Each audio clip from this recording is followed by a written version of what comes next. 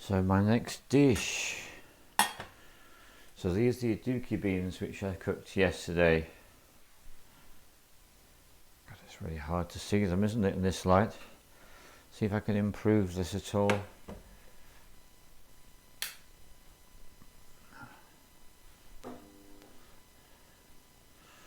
Look really dark. So I can't do any better than that to show you them, but that's them from yesterday. So I've got a pan on here, I've got it on the heat. So I'm going to add some coconut oil, half a teaspoon. Let that melt. And while that's happening, I can get on and prepare my onions. So this is a very simple dish with very few ingredients. Those of you who know me know I like to use a lot of ingredients generally, but I want to keep this one really simple.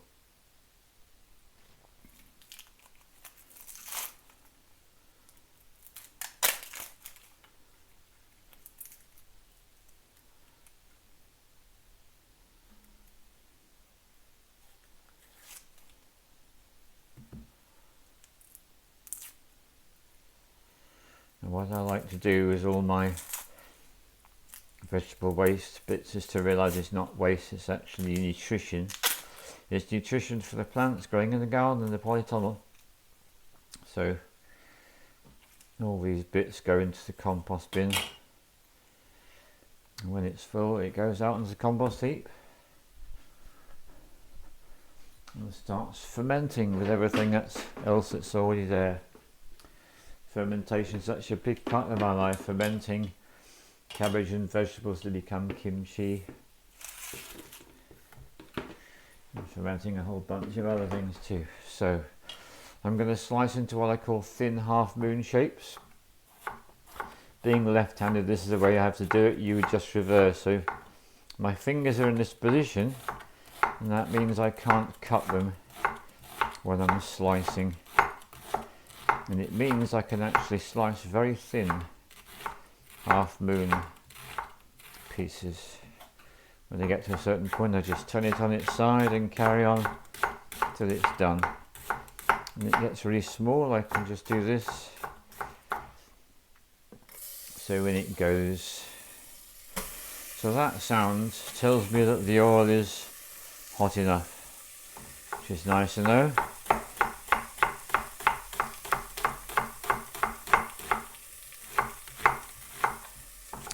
This is a fundamental form of cooking. There are so many dishes that rely upon an onion in some oil. Coconut oil can take the high temperatures. Olive oil cannot. Olive oil forms free radicals when taken to high temperatures, which you do not want because they go around busting up your body, so in your cells. So what you want to do is use coconut oil.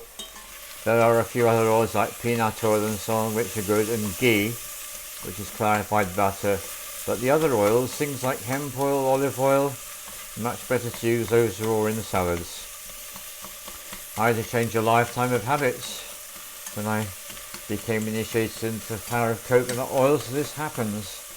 You get to learn something you've been doing for so long is not right, and you change what you do. So, salt. Now the salt is alchemy. When I put salt into those onions, that's going to cause them to caramelise.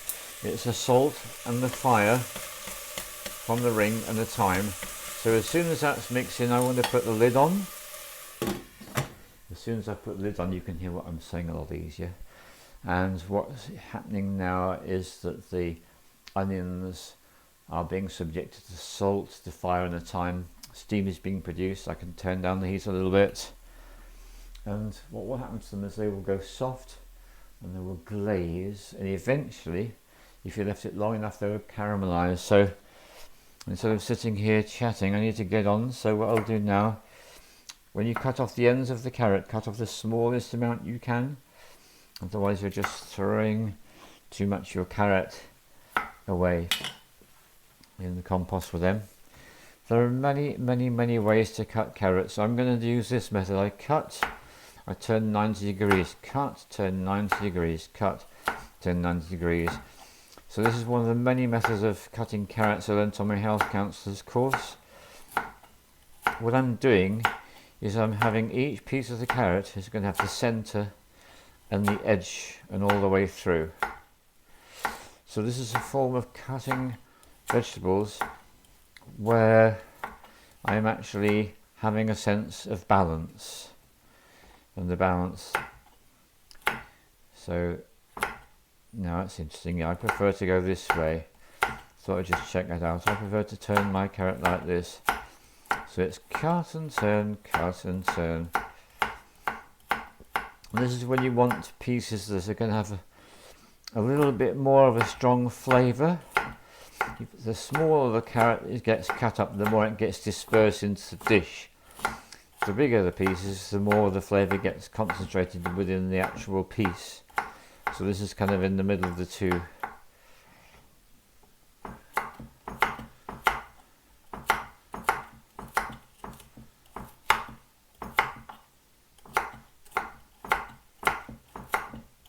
Another vegetable that goes very well with this dish I'm making is pumpkin. Wrong time of year for pumpkin, so I'm not having any. Right, now let's have a look at these onions.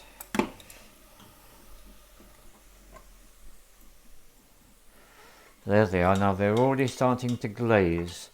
They're becoming soft and moist. So I'm just going to give those another couple of more minutes doing their thing. And when they've done their thing, I will then add the carrots. Now, because I'm being very minimalistic on this one, I'm only going to add one spice. Coriander powder. Coriander goes well with carrots. And I'm going to add some sea vegetable. This is called wakame. Sea vegetables are very important for our nutrition. There's so many minerals, iodine particularly, but loads and loads and loads of others, because the sea is full of minerals. It is that simple. So I'll break up a couple of pieces. Turns out to be 3. So what I will do is when the carrots are in, I'm going to break those pieces up and put them in as well.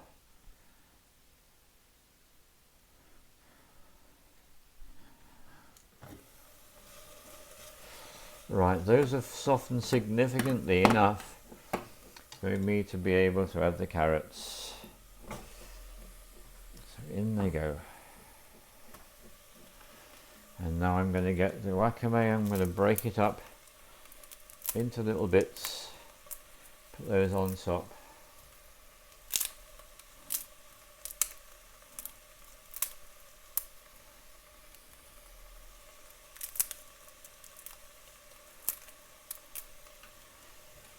Give it a little stir. I find the chopsticks the most helpful tool for stirring. Much more precision. It's more of a tender approach than going in there with a big spoon. It's my personal preference. Oops, I missed one. Put it back in. Close the lid down. So I will leave that for maybe another 3 minutes. I will then add the aduki beans.